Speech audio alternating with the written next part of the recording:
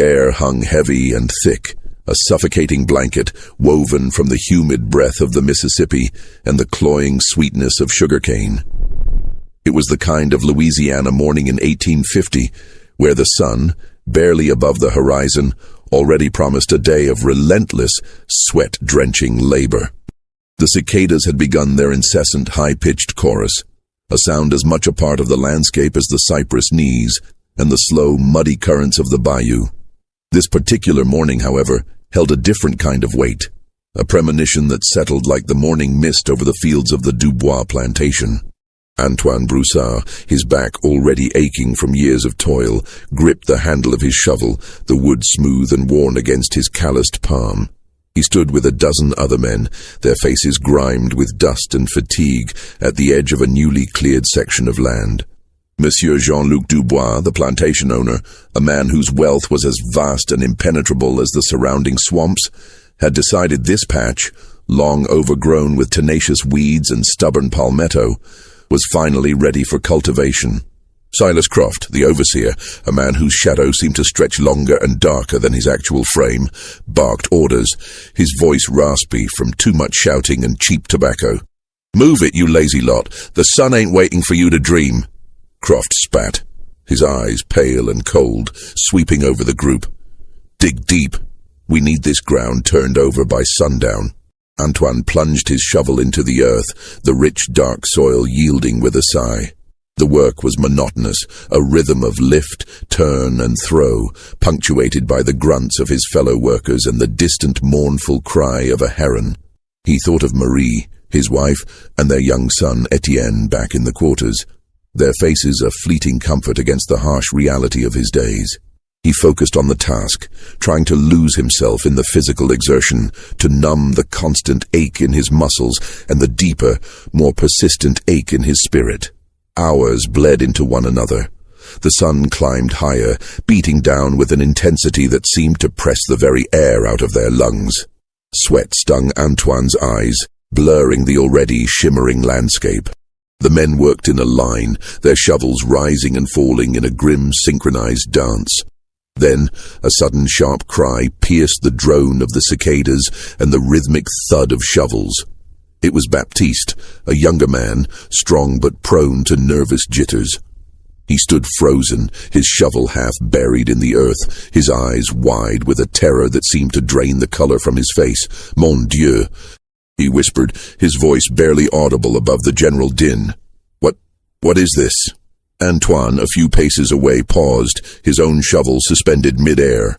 A ripple of unease spread through the line of workers. Croft, ever vigilant for any break in the labor, strode forward, his heavy boots crunching on the dry earth. "What's the meaning of this, Baptiste? Get back to work." But Baptiste didn't move. He simply pointed a trembling finger at the ground. Where his shovel had struck, the earth had given way not to more soil, but to something else. Something hard and unnervingly regular. Antoine moved closer, his heart beginning to thump a slow, heavy rhythm against his ribs. He saw it then. A dark, rectangular shape, partially exposed, unlike any rock or root he had ever encountered. It was too uniform, too deliberate. Croft, his face contorted in a sneer, pushed Baptiste aside. "Out of my way, fool." He peered into the shallow trench. His sneer faltered, replaced by a flicker of something unreadable in his pale eyes. He prodded the object with the toe of his boot. The sound was dull, hollow. What in the devil's name? Antoine, driven by a morbid curiosity he couldn't suppress, knelt beside the hole. He reached out, his fingers brushing against the rough, decaying wood. It was a coffin, or what remained of one. The wood was old, waterlogged and crumbling, but its shape was unmistakable. A collective gasp went through the small group of men who had gathered, their shovels now forgotten. "Keep digging, carefully," Croft ordered, his voice now devoid of its usual bluster, tinged instead with a strange, almost fearful urgency. "Let's see what else is down there." The men resumed their work, but the rhythm was broken, replaced by a hesitant, almost reverent pace. Each scoop of earth was now performed with a new caution, a silent dread hanging over them. It wasn't long before another dark rectangle emerged, then another, and another. A grim, silent procession of forgotten boxes laid out in a disturbingly neat row just beneath the surface of the earth. The sun beat down, but a chill had settled over the field. The cicada's song seemed to grow louder, more insistent, like 1,000 tiny voices whispering secrets. The men exchanged uneasy glances, their eyes wide with unspoken questions. Who were these buried here? Why were they hidden, without markers, without crosses, without even a simple mound of earth to distinguish their resting places? The Dubois plantation had a small, well-tended cemetery for its white residents, and a separate, less formal plot for the enslaved, marked by crude wooden crosses that often rotted away within a few seasons. But these were different. These were deliberately concealed, erased from the landscape, as if their very existence was meant to be forgotten. Antoine felt a cold dread seep into his bones. He had lived on this land his entire life, as had his parents and grandparents. He knew every rise and dip, every ancient oak and winding path. Yet this particular patch of ground, so close to the main house, so seemingly innocuous, had held this secret for years, perhaps decades.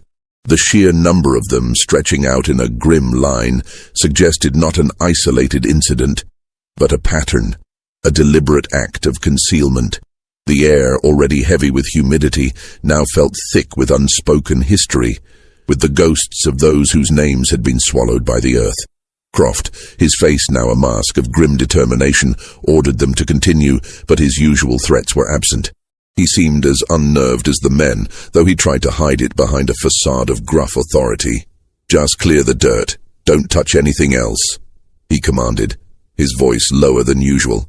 "I'll fetch Monsieur Dubois." As Croft hurried away, his boots kicking up dust, the men worked in a stunned silence. The exposed coffins, their wood, dark and decaying, seemed to breathe a silent accusation into the oppressive air. Antoine felt a prickle of fear, a primal instinct warning him that they had stumbled upon something far more sinister than forgotten graves. This was not merely death, this was erasure. And in a place like the Dubois plantation, erasure often meant something far more terrifying than a simple burial. It meant a story deliberately buried, a truth meant to remain forever hidden beneath the Louisiana soil. The sun continued its relentless climb, but the day had already turned cold, shadowed by the grim discovery beneath their feet. The discovery of the first coffin had been a shock, a jolt to the monotonous rhythm of their lives. But as the morning wore on and the line of unearthed wooden boxes stretched further, the shock curdled into a profound, unsettling dread. The men, usually quick to jest or complain, worked in a silence so heavy it pressed down on them more than the oppressive heat. Each scrape of a shovel, each thud of earth, seemed to echo the silent accusation rising from the ground. Baptiste, still pale, had been moved to a less sensitive area, his nerves too frayed to continue near the grim row. Antoine, however, found himself unable to look away. He worked methodically, carefully, his eyes constantly drawn to the exposed wood. The coffins were crude, unadorned, clearly not meant for any formal burial. They were simply boxes, hastily constructed, then hastily interred. There were no names carved into the wood, no dates, no symbols of faith. Just raw, decaying timber. The Louisiana heat was a living entity, a suffocating presence that clung to their skin, seeped into their clothes, and made every breath a struggle. The air shimmered above the fields, distorting the distant line of cypress trees that marked the edge of the bayou. The scent of damp earth, usually a comforting aroma of fertility, now mingled with a faint, cloying odor that Antoine couldn't quite place, but which sent a shiver down his spine. It was the smell of something old, something forgotten, something that had been hidden for too long. "How many, Antoine?" whispered Etienne, not his son, but another young man, barely older than a boy, who worked beside him. His voice was hoarse, his eyes darting nervously from one coffin to the next. Antoine didn't answer immediately. He counted in his head, a grim tally. 13, he finally said, his own voice a low murmur. 13 so far, Etienne, and the row keeps going. 13.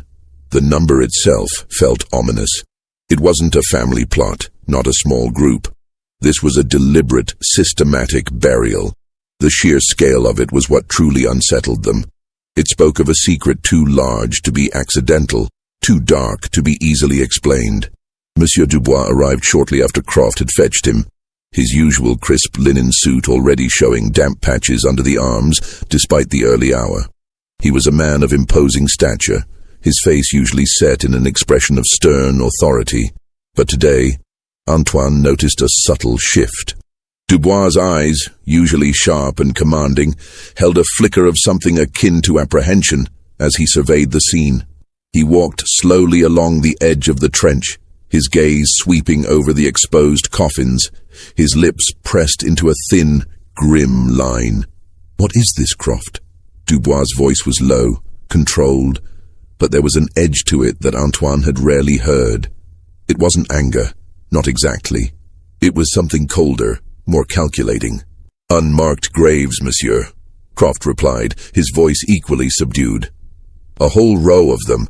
We just stumbled upon them clearing the new field." Dubois stopped at the end of the line, his back to the workers. He stood there for a long moment, his hands clasped behind his back, his gaze fixed on the distant horizon, as if searching for answers in the shimmering heat. The silence stretched, broken only by the buzzing of flies and the distant croaking of frogs from the bayou. The men held their breath, waiting, watching.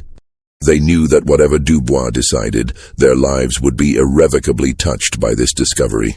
Finally, Dubois turned, his expression carefully neutral. "Continue digging," he commanded, his voice regaining some of its usual authority, though it still lacked its customary bite. "But be careful. Do not disturb the contents. I want to know the full extent of this situation." He emphasized the word situation, as if trying to diminish the gravity of what lay before them. "And tell no one. Not a word of this leaves this field. Is that understood?" His gaze swept over the workers, lingering on Antoine for a fraction of a second longer than on the others. A collective murmur of assent went through the group. They understood. Silence was a currency on the plantation, often bought with fear. As the day progressed, the row of graves grew longer. 14, 15, 16. The count climbed steadily, each new discovery deepening the mystery and the dread. The men worked with a grim efficiency, their movements precise, almost ritualistic. They were no longer just digging. They were unearthing a secret, piece by agonizing piece. The sun began its slow descent, painting the sky in hues of orange and purple, but the beauty of the sunset was lost on the men. Their faces were streaked with dirt and sweat, their eyes hollow with exhaustion and a growing sense of unease. By the time the last rays of light faded, 21 coffins had been exposed, stretching in a perfectly straight line, a grim testament to some forgotten tragedy. Antoine leaned on his shovel, his muscles screaming in protest, but his mind was racing. He tried to recall any stories, any whispers, any old tales that might explain this, but there was nothing. The older folks sometimes spoke of the old times, of sickness and hardship, but never of anything like this. These were not the haphazard burials of a sudden plague, nor the marked graves of those who simply passed. This was something else entirely. The air grew cooler as darkness descended, bringing with it the chorus of night creatures, crickets, frogs, and the occasional hoot of an owl. The exposed coffins seemed to glow faintly in the twilight, their presence more pronounced, more menacing in the fading light. A heavy mist began to roll in from the bayou, swirling around the men's ankles, lending an ethereal, ghostly quality to the scene. Croft, his face now etched with a weariness that went beyond physical exhaustion, dismissed them with a curt nod. "Go, get some rest.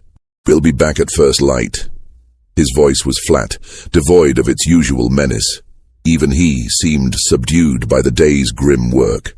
As Antoine walked back to the quarters, the image of the 21 unmarked graves burned into his mind. He could still smell the damp earth, the faint cloying odor. He could still feel the weight of the unspoken questions. Who were they? Why were they buried like this? And what secret did their silent resting places hold that Monsieur Dubois was so desperate to keep hidden?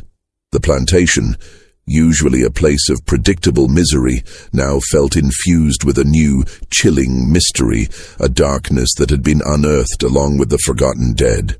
He knew with a certainty that settled deep in his gut that this was only the beginning. The ground had given up its dead, but the truth remained buried, waiting to be found. The Dubois plantation, known formerly as Belle Rêve, was a sprawling empire of cotton and cane, its prosperity built on the backs of hundreds of enslaved men, women, and children. From the outside, it presented an image of antebellum grandeur. A magnificent white-columned manor house, manicured gardens, and vast fields stretching to the horizon. But beneath this veneer of wealth and civility, Belle Rêve harbored a reputation, whispered in hushed tones among the enslaved communities of neighboring parishes, a reputation that spoke of more than just the usual hardships of bondage. Jean-Luc Dubois, the current patriarch, had inherited Belle Rêve from his father, a man known for his ruthless efficiency. Jean-Luc, however, possessed a colder, more detached cruelty. He was a man of few words, his commands delivered with an icy precision that left no room for argument. He rarely raised his voice, preferring to let Silas Croft, his overseer, handle the day-to-day brutality. But everyone knew that Croft was merely Dubois' instrument, and the true power, the true chilling authority, resided in the quiet, calculating mind of the master. Whispers about Belle Rêve had always circulated, stories of men and women who simply vanished, not sold off to distant plantations, but gone without a trace.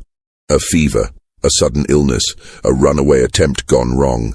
These were the official explanations, delivered with a dismissive wave of the hand. But the enslaved people knew better.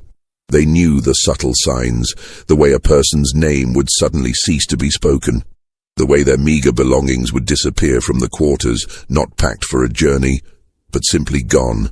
These disappearances were not frequent enough to cause open rebellion, but they were regular enough to sow a deep, pervasive fear. Antoine had heard these stories since he was a boy.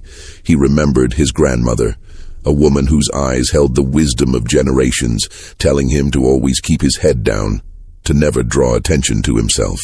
"Belle Rêve has hungry shadows, little one," she'd warned, her voice barely a whisper. "Shadows that swallow folk whole." He had dismissed them as old wives' tales, the natural fears of a people living under constant threat. But now, with the 21 unmarked graves staring up at him from the earth, those whispers took on a terrifying new resonance. The arrival of Dr.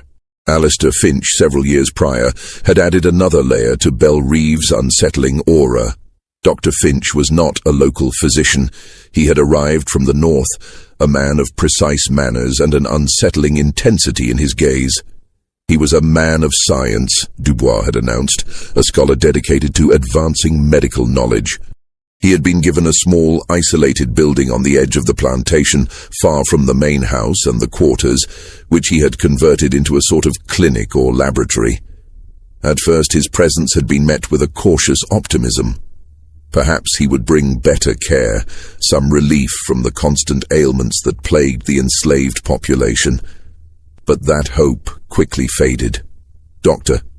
Finch's methods were strange. He rarely treated common fevers or broken bones. Instead, he seemed interested in more obscure conditions, in observations and studies. He would select individuals, often those who were already weakened or ill, and take them to his clinic. Sometimes they would return, looking gaunt and distant, their eyes holding a haunted quality. More often, they simply did not return at all. Antoine remembered the case of old Maman Cécile, a woman revered for her knowledge of herbs and healing. She had suffered from a persistent cough, and Dr. Finch had taken her for treatment. She never came back. Dubois had simply announced her passing, attributing it to consumption. But Maman Cécile had been strong despite her age. Her disappearance had left a gaping hole in the community and a chilling question in Antoine's mind. Life on the plantation, despite these underlying currents of fear, followed a brutal, predictable rhythm. Days began before dawn with the ringing of the bell and ended long after sunset. The cotton fields stretched endlessly, their white bowls a deceptive symbol of purity against the backdrop of relentless labor. The air was always thick with the smell of earth, sweat, and the faint, sweet scent of sugarcane from a neighboring field. Antoine's days were a blur of physical exertion. He was a strong man, his muscles honed by years of work, but the constant strain took its toll. He worked alongside his fellow enslaved, their shared suffering forging a bond of silent understanding. There was Marie, his wife, who worked in the main house, her days filled with endless chores, her spirit resilient despite the indignities she faced. And their son, Etienne, a bright-eyed boy of 5, whose laughter was a rare, precious sound that Antoine clung to. Etienne was too young to understand the full weight of their existence, but Antoine saw the shadows already beginning to gather in his innocent eyes. The quarters, a collection of small, dilapidated cabins, offered little respite. They were crowded, hot, and often damp, but they were home. It was there in the evenings by the flickering light of a single candle that the true stories of Belle Rave were exchanged, whispered from mouth to ear, passed down through generations. Stories of cruelty, of injustice, and of the strange, unsettling presence of Dr. Finch. Antoine had always been a man of quiet observation. He watched, he listened, he remembered. He noticed the way Dr. Finch would sometimes walk through the fields, his gaze not on the cotton, but on the workers, a calculating glint in his eye. He noticed the way Dubois would sometimes visit Finch's clinic, their conversations low and secretive. He noticed the way Croft, usually so eager to inflict pain, seemed to avoid the clinic, a flicker of something akin to unease in his usually cold demeanor. The discovery of the unmarked graves had ripped open a wound that had festered beneath the surface of Belle Rave for years.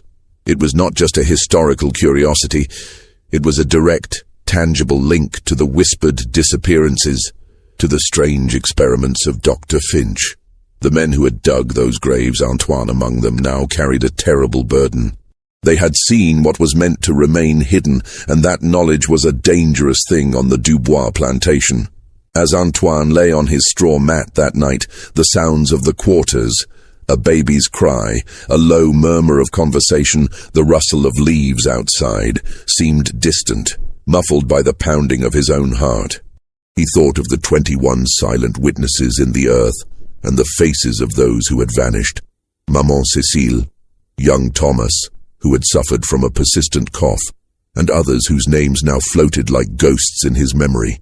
He knew with a chilling certainty that the truth of Belle Rave was far darker than any whisper, any rumor. And he, Antoine Broussard, had just become an unwilling participant in its uncovering.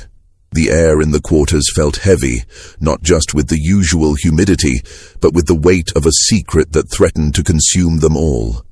The days following the discovery were shrouded in a palpable tension that hung over Belle Rave like the morning fog.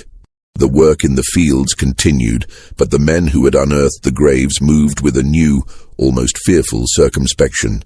Their eyes constantly darted towards the newly cleared patch, now a raw, exposed wound in the earth, where the 21 crude coffins lay open to the elements. Monsieur Dubois, after his initial subdued reaction, had regained his composure, but his orders were clear and chillingly precise. The men were to continue the exhumation, but with extreme care. "I want to know what's in those boxes," he had stated, his voice flat, devoid of emotion. "But I want no damage. No disturbance beyond what is necessary." The task was grim, a desecration forced upon them. Antoine, along with a few others, was assigned to the macabre duty. The sun beat down relentlessly, baking the exposed earth, and the faint, cloying odor from the graves grew stronger, more insistent. It was a smell that defied description, a mix of damp wood, decay, and something else, something metallic and sickly sweet that made Antoine's stomach churn. As they carefully pried open the decaying lids, the horrifying truth began to emerge, implicitly, through the fragments they uncovered. The contents were not skeletal remains laid out in peaceful repose. Instead, they found bundles wrapped in coarse, deteriorating cloth, stained dark with time and moisture. The cloth, once perhaps a simple shroud, now clung to what lay beneath, revealing only glimpses. Antoine, his hands trembling despite his efforts to control them, carefully lifted a corner of one such shroud. What he saw made his breath catch in his throat. It was not a complete skeleton. Instead, there were bones, yes, but they were disarticulated, some unnaturally small, others strangely shaped. And amidst the bones he saw fragments of what looked like crude surgical instruments, rusted and corroded, but unmistakable in their purpose. A small curved blade, a length of wire, a piece of what might have been a clamp. He quickly dropped the cloth, his heart hammering against his ribs. He dared not speak, dared not even meet the eyes of the man working beside him, a quiet, older man named Honoré. But he knew Honoré had seen it too. The older man's face was ashen, his lips moving in a silent prayer. The implications were horrifying. These were not simple burials.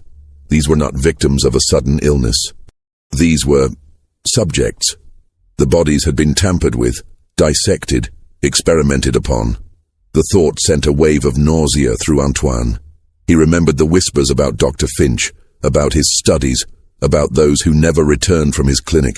The pieces of a terrible puzzle were beginning to fall into place, each one more grotesque than the last.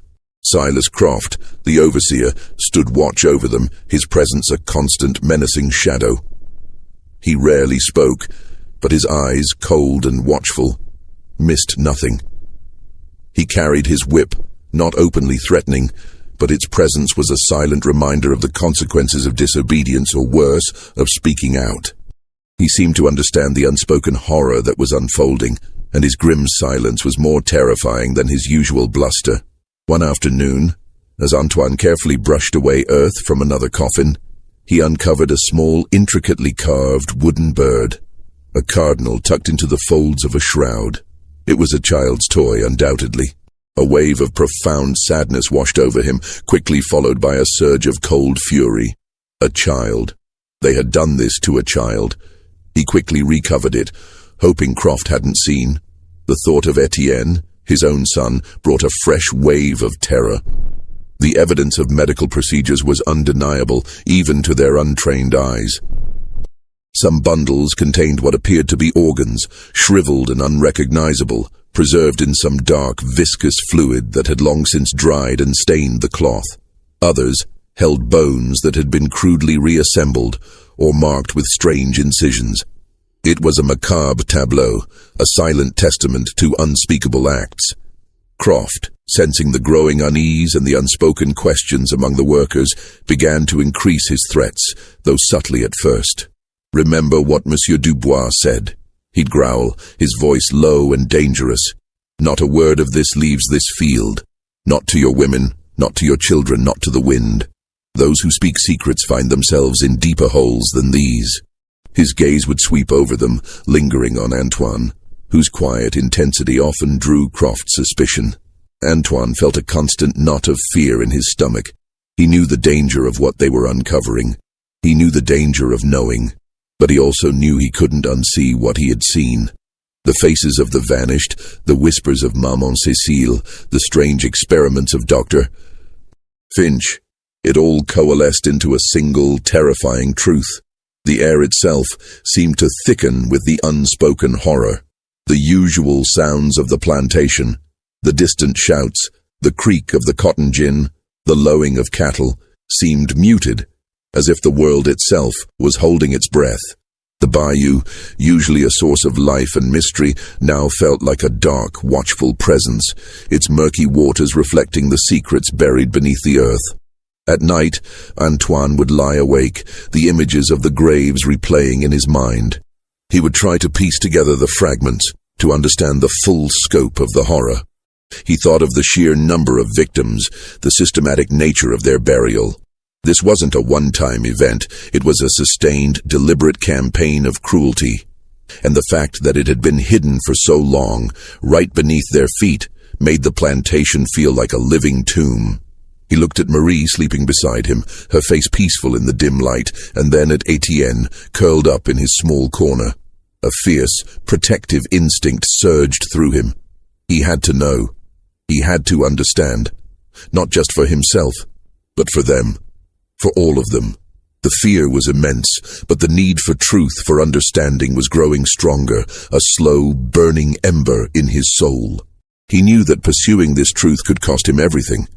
But the alternative, living in ignorance, allowing such horrors to remain buried, felt like a betrayal of the silent dead.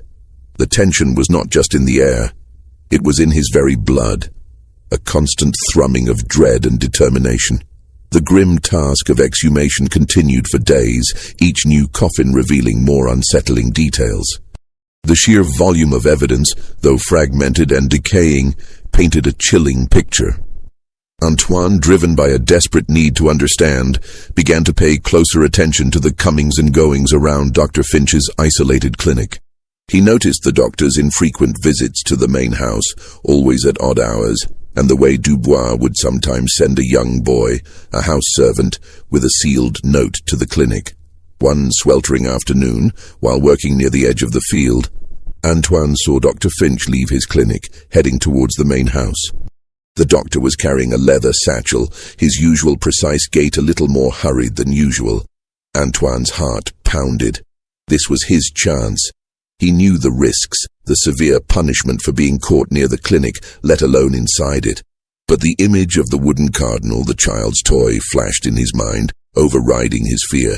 He waited until Finch was out of sight, then moved swiftly, silently, through the tall grass and dense undergrowth that separated the field from the clinic. The small building, usually locked and shuttered, had a single window slightly ajar, likely left open for ventilation against the oppressive heat.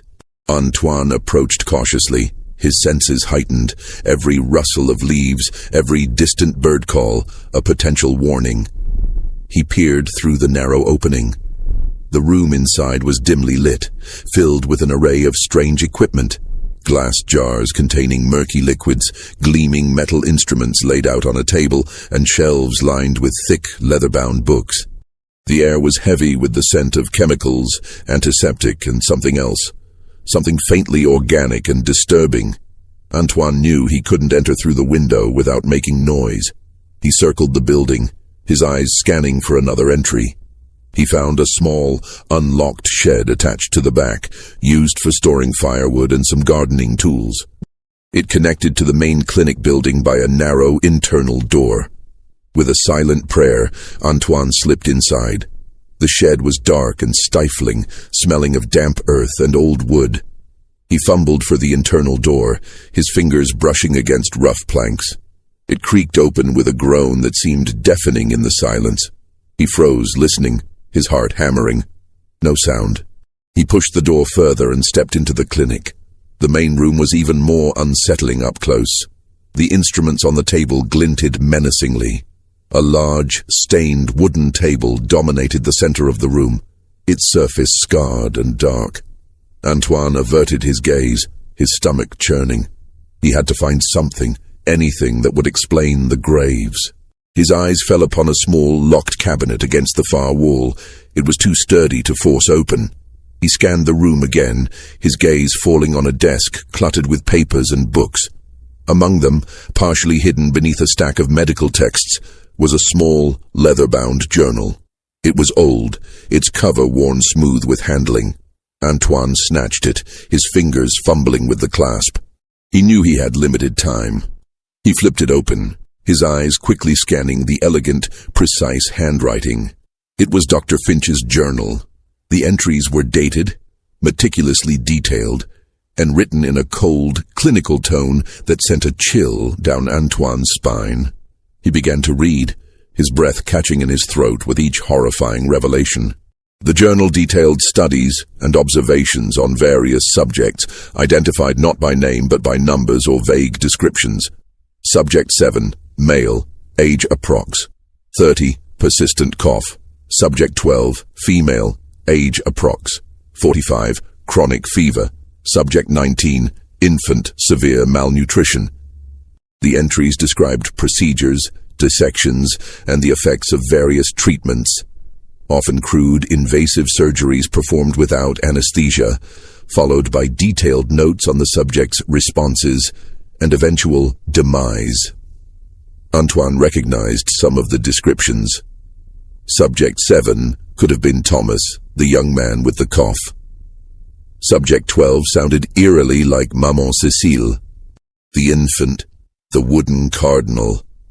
A wave of profound horror washed over him. It was all there, laid bare in Finch's chillingly dispassionate prose. The experiments were real. The disappearances were not runaways or natural deaths. They were systematic murders disguised as medical research. He flipped further, his eyes scanning for any mention of Dubois. And there it was, in an entry dated several years prior. Discussed progress with Monsieur Dubois. He is pleased with the advances and the efficiency of the process. Funds secured for further acquisitions and expansion of research. Dubois. The plantation owner was not just complicit, he was an active participant funding and facilitating these atrocities. The acquisitions were people, enslaved men, women and children, delivered to Finch's clinic like specimens. The efficiency referred to the quick, silent disposal of the bodies, buried in unmarked graves, erased from existence. Antoine's hands trembled so violently he almost dropped the journal. He had to get out. He had to get this information out. But he couldn't take the journal. Its absence would be immediately noticed. He had to memorize what he could, the key details, the dates, the names he recognized. He forced himself to calm down, to focus, to imprint the horrifying facts into his memory. He saw mentions of correspondence with the New Orleans Medical Society and reports submitted to the Southern Medical Journal. Finch wasn't just a rogue madman. He was part of a larger sanctioned network, his research potentially lauded by the medical establishment of the era. This wasn't just Belle Rêve's secret, it was a secret woven into the very fabric of society. A sudden creak from outside jolted him. Finch was returning. Antoine slammed the journal shut, his heart leaping into his throat. He shoved it back under the stack of books, trying to make it look undisturbed. He darted back into the shed, pulling the door shut behind him, the wood groaning in protest. He heard Finch's footsteps approaching the clinic, the jingle of keys. Antoine pressed himself against the rough wooden wall of the shed, barely daring to breathe. He heard the clinic door open, then close. Footsteps moved inside. He waited, an eternity stretching in the stifling darkness. Finally he heard the faint click of a lock. Finch was inside, presumably unaware of the intrusion. Antoine waited a few more minutes, then cautiously, silently slipped out of the shed and melted back into the dense undergrowth. He moved with a speed and stealth he didn't know he possessed, his mind reeling with the enormity of what he had just discovered. He reached the quarters, his body shaking, his clothes soaked with sweat. He found Marie, her face etched with worry. "Antoine, where have you been? I was so afraid." He couldn't tell her everything, not yet. The danger was too great. But he looked at her, and then at Etienne, playing in the dirt, and a cold, hard resolve settled in his heart. He had the truth, a terrible, horrifying truth. And now he had to figure out what to do with it. The knowledge was a burning coal in his gut, a heavy burden, but also a weapon. He knew the names, the dates, the methods. He knew the complicity of Dubois and the potential involvement of a wider network. The truth, once buried, was now unearthed, and it demanded justice. But how could a man like him, an enslaved man on a Louisiana plantation, ever hope to achieve it? The question loomed vast and terrifying as the sun dipped below the horizon, casting long, ominous shadows over Belle Rêve. The weight of the truth Antoine carried was a crushing burden, heavier than any bale of cotton. He had seen the evidence, read the chilling words in Dr. Finch's journal, and the full, horrifying scope of the conspiracy began to unfold in his mind. It wasn't just Dubois and Finch, it was a system, deeply entrenched, that allowed such atrocities to flourish. He tried to speak to Honoré, the older man who had worked beside him during the exhumation. Honoré, a man of quiet dignity and deep faith, had seen enough to understand the implications. Antoine, in hushed tones, recounted what he had read in the journal. The names, the procedures, Dubois' complicities. Honoré listened, his face growing grimmer with each word, his eyes filled with a profound sorrow and fear. "Mon Dieu, Antoine," Honoré whispered, his voice trembling. "This is a wickedness beyond imagining. But what can we do? Who would listen to us? We are nothing." Honoré's words echoed Antoine's own fears. They were enslaved. Their testimony was worthless in the eyes of the law. The local authorities, the sheriff, the magistrates, they were all part of the same social fabric, often plantation owners themselves, or beholden to them. Antoine knew that if he were to approach them, he would be dismissed, perhaps even punished for daring to accuse a white man, let alone a man of Dubois' standing and influence. He remembered a story from years ago, of a neighboring plantation where an enslaved man had tried to report a brutal beating. The man had been accused of lying, whipped for insubordination, and then sold downriver, never to be seen again. The system was designed to protect itself, to silence any voice that dared to challenge its authority. Antoine also recalled Finch's journal mentioning correspondence with the New Orleans Medical Society and reports submitted to the Southern Medical Journal. This wasn't just a local horror, it was sanctioned, perhaps even encouraged, by the very institutions meant to uphold ethics and knowledge. The thought was sickening.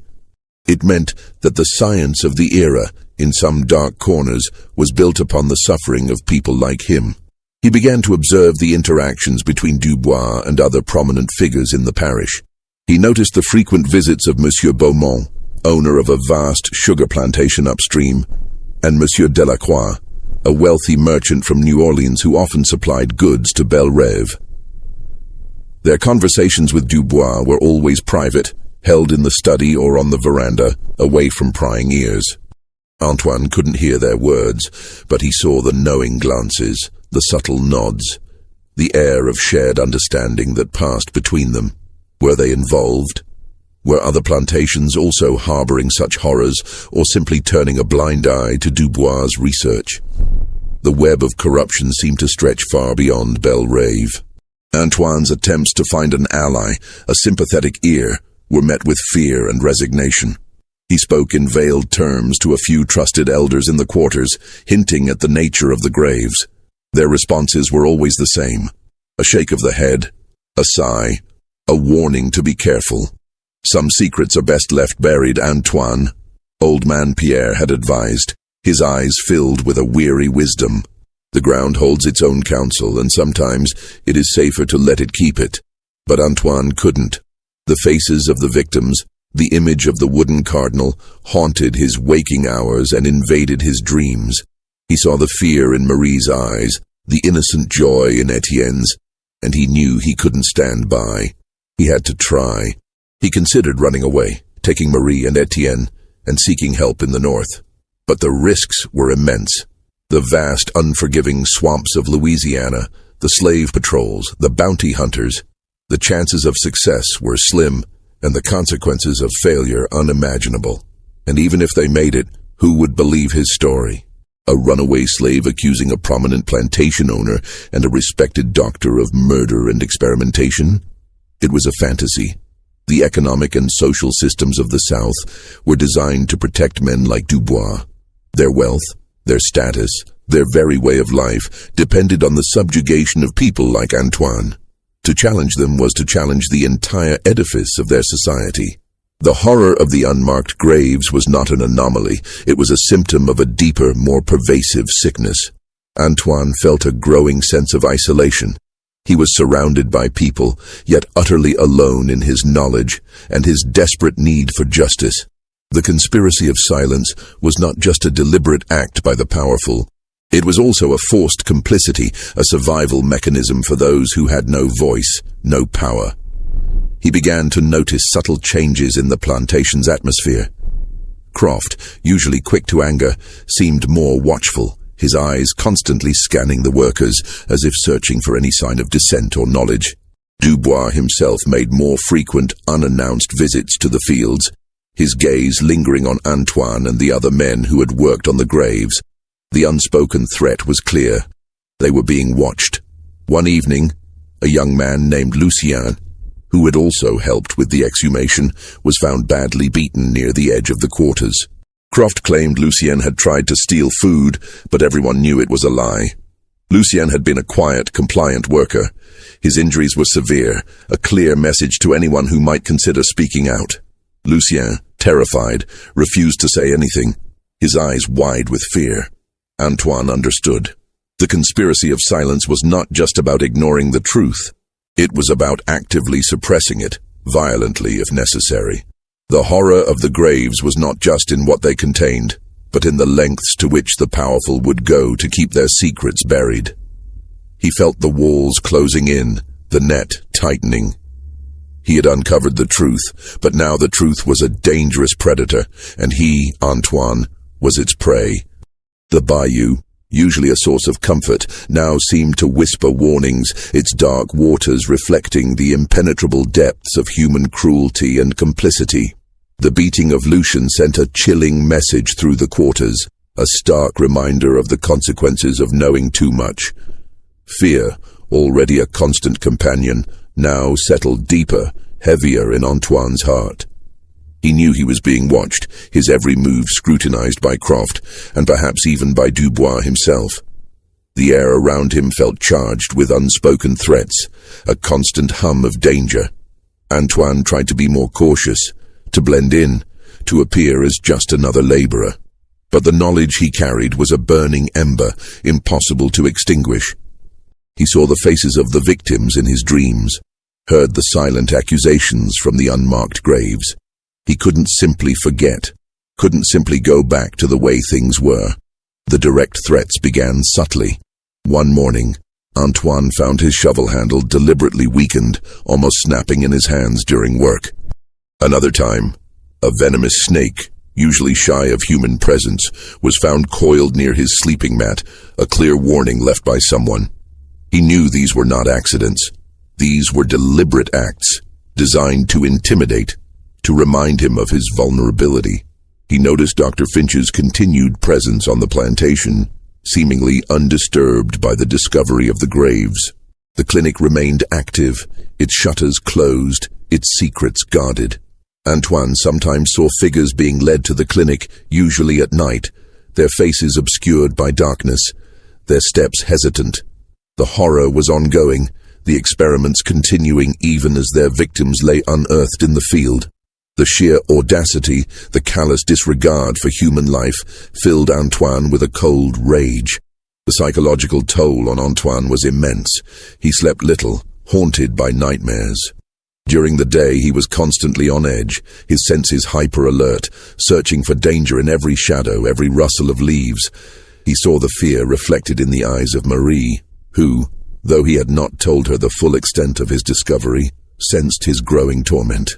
She would hold his hand in the darkness, her touch a fragile comfort against the encroaching dread. He also noticed the subtle changes in the behavior of other enslaved people. Some avoided him, their eyes darting away when he approached, fearing that his dangerous knowledge might infect them. Others, however, looked at him with a silent plea, a desperate hope that he might somehow find a way to expose the truth. He felt the weight of their unspoken expectations, adding to his already heavy burden. One evening, as Antoine was returning from the fields, Croft intercepted him. The overseer's face was grim, his eyes narrowed. "You've been asking too many questions, Broussard," Croft said, his voice a low growl. "Poking your nose where it doesn't belong. Monsieur Dubois doesn't like that. He doesn't like curious minds." Antoine's heart hammered, but he forced himself to remain calm. "I ask no questions, Master Croft," he replied, his voice steady despite the tremor in his hands. "I only work the fields as I'm told." Croft stepped closer, his breath smelling of stale tobacco and cheap whiskey. "Don't play the fool with me. I've seen the way you look at those graves, the way you look at the clinic. You think you know something, don't you?" He leaned in, his voice dropping to a menacing whisper. "Let me tell you something, Broussard. Some things are best left buried, and those who dig too deep, Sometimes they find themselves buried right alongside them, and no one will ever know they were there. The threat was clear, unmistakable. Croft's words were not just his own, they were Dubois'. Antoine felt a cold sweat break out on his brow. He was no longer just a witness, he was a target. The next day, a small fire broke out in the quarters, dangerously close to Antoine's cabin. It was quickly extinguished, but the message was clear. His life and the lives of his family were in direct peril. He looked at Etienne, playing innocently in the dirt, and a fierce, desperate resolve hardened within him. He couldn't let them win. He couldn't let this horror continue. He knew he couldn't fight Dubois and Finch directly. He was an enslaved man, powerless in their world. But he had knowledge, and knowledge, even in chains, could be a dangerous thing. He began to think, to plan, to search for a way, however small, to expose the truth. He remembered Finch's journal, the mentions of the New Orleans Medical Society, the Southern Medical Journal. Perhaps there was a way to send a message, a whisper that could grow into a shout beyond the confines of Belle Rêve. The bayou, with its dense foliage and winding waterways, offered a slim hope. He had heard stories of messages carried by sympathetic boatmen, of whispers reaching ears far away. It was a desperate gamble, but what other choice did he have? To remain silent was to condemn himself, his family, and countless others to the same fate as those in the unmarked graves. The danger was escalating, the threats growing more explicit, more violent. Antoine felt like a trapped animal, but a spark of defiance, fueled by the memory of the victims and the love for his family, ignited within him. He would not be silenced. He would not let their deaths be in vain. The oppressive Louisiana air, thick with humidity and the scent of decay, now also carried the faint, defiant scent of a man pushed to his breaking point, ready to fight for a truth that refused to stay buried.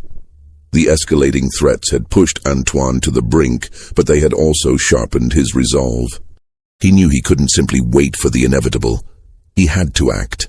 His mind, usually focused on the day's labor, now worked with a feverish intensity, piecing together fragments of information, searching for a weakness in the impenetrable wall of silence surrounding Belle Rêve. He remembered the specific details from Dr. Finch's journal, the names of the medical societies, the dates of correspondence, the chillingly precise descriptions of the studies. He knew that if he could somehow get this information to the outside world, to someone who might listen, it could be their only hope. His opportunity came during a particularly busy week when Dubois was away on business in New Orleans and Croft was preoccupied with a damaged cotton gin. Dr. Finch, however, remained on the plantation, his clinic still a place of dark activity. Antoine, feigning a sudden illness, managed to get himself assigned to lighter duties near the main house, giving him a chance to observe.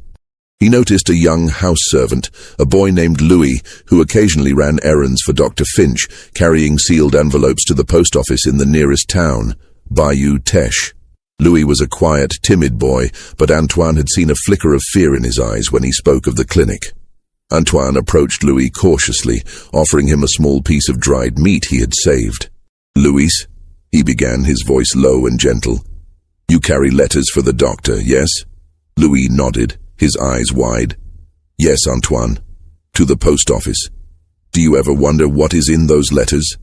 Antoine asked, his gaze steady.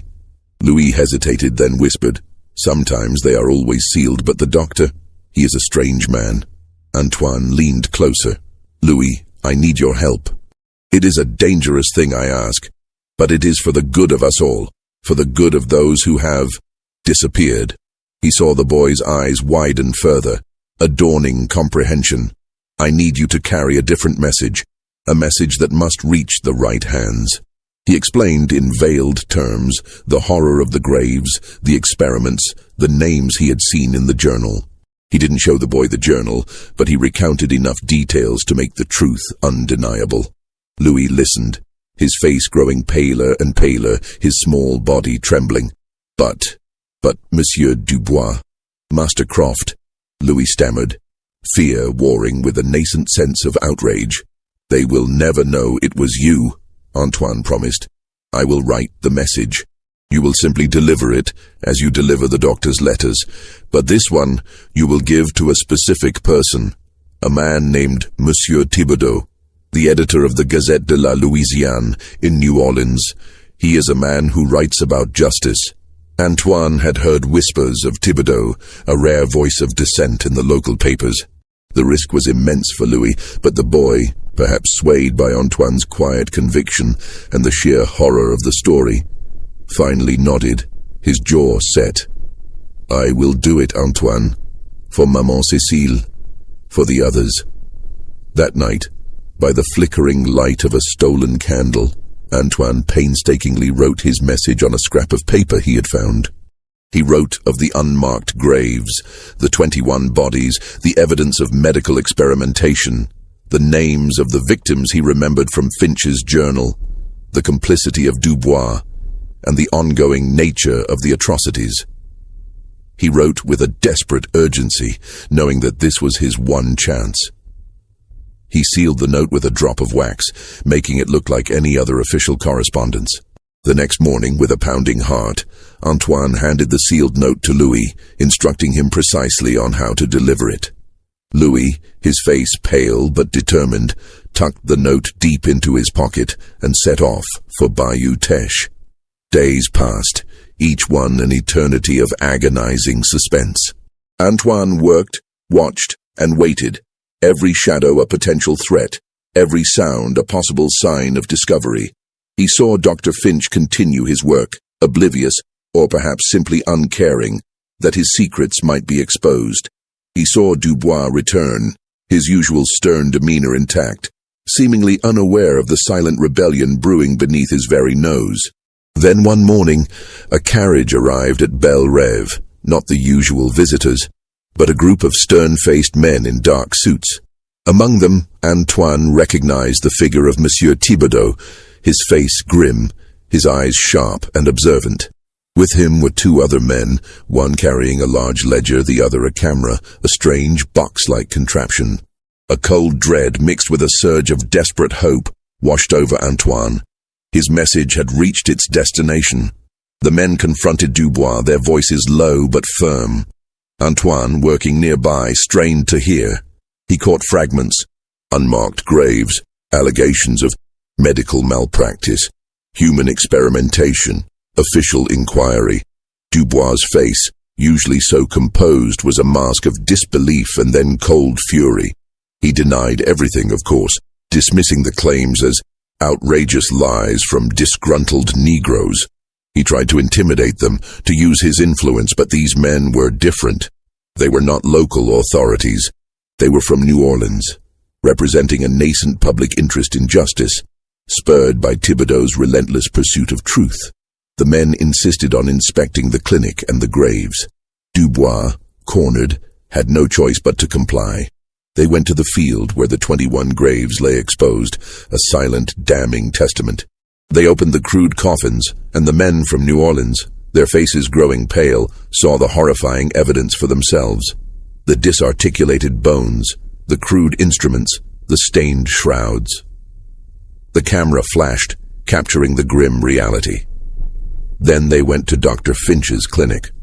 Finch, initially defiant, quickly crumbled under the weight of the evidence and the stern questioning. The ledger-carrying man, a representative from the New Orleans Medical Society, found Finch's journal, the very one Antoine had read. The entries, once chillingly clinical, now read like a confession of unspeakable crimes. The full scope of the horror was laid bare. The systematic nature of the experimentation, the sheer number of victims, the callous disregard for their lives, all under the guise of scientific advancement. The final revelation was not a single moment, but a cascade of horrifying truths. The men from New Orleans discovered that Finch had indeed been submitting reports, albeit heavily sanitized ones, to various medical journals, and had even received some minor accolades for his innovative research. The medical establishment, in its pursuit of knowledge, had, at best, turned a blind eye, and at worst, tacitly encouraged these atrocities. The victims were not just those buried in the field. They were also the countless others whose suffering had been dismissed, whose humanity had been denied, all in the name of a twisted science. Antoine watched from a distance, a silent witness to the unfolding drama. He saw Dubois' face, contorted in a mixture of rage and fear, as his carefully constructed world began to crumble. He saw Dr. Finch, his precise demeanor shattered, his eyes wide with a desperate, cornered animal's terror. The truth, once buried, had finally erupted, a geyser of unspeakable horror. But even as he felt a flicker of triumph, a cold dread settled in. He knew that even with the truth exposed, justice, true justice, might still be a distant, elusive dream in a world built on such profound inequality. The battle was far from over. The arrival of the men from New Orleans, spurred by Antoine's desperate message, had indeed ripped open the carefully constructed facade of Belle Rêve. The immediate aftermath was a whirlwind of activity, a brief, chaotic disruption to the plantation's grim routine. Dr. Finch was arrested, his clinic sealed, his journals and instruments confiscated as evidence. Monsieur Dubois, though not immediately arrested, was subjected to intense questioning, his reputation irrevocably tarnished. The Gazette de la Louisiane published a scathing exposé, detailing the horrors of the unmarked graves and Dr. Finch's medical experiments, sending shockwaves through the polite society of New Orleans. For a fleeting moment, Antoine felt a surge of hope. Perhaps finally justice would be served. Perhaps the silent dead would find peace, and the living would be spared further suffering. But the wheels of justice, especially in 1850 Louisiana, turned slowly and often not at all for those without power. The initial outrage eventually faded, replaced by a quiet, insidious campaign of damage control. Dubois, a man of immense wealth and influence, began to exert his power. The local authorities, initially hesitant, soon fell back into line.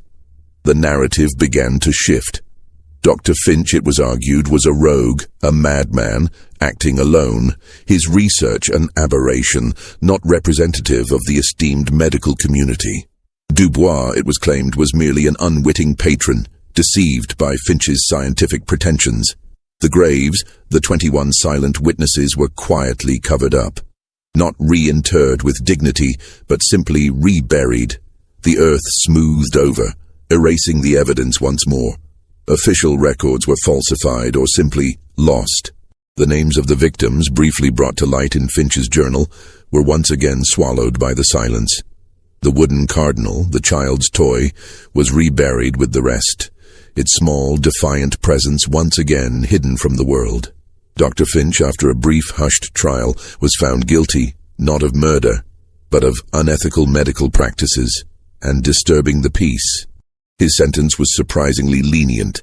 A few years in a state asylum, a convenient way to silence him and discredit his testimony, painting him as insane rather than a calculating perpetrator. Within a few years, whispers would circulate that he had escaped or been released, disappearing into the vast, anonymous landscape of the American West, perhaps to continue his dark work elsewhere, under a new name. Monsieur Dubois faced no legal consequences. His wealth and connections proved too strong. The scandal, though damaging, was eventually swept under the rug. He paid a hefty sum in reparations to the New Orleans Medical Society for the embarrassment Finch had caused, and quietly resumed his life.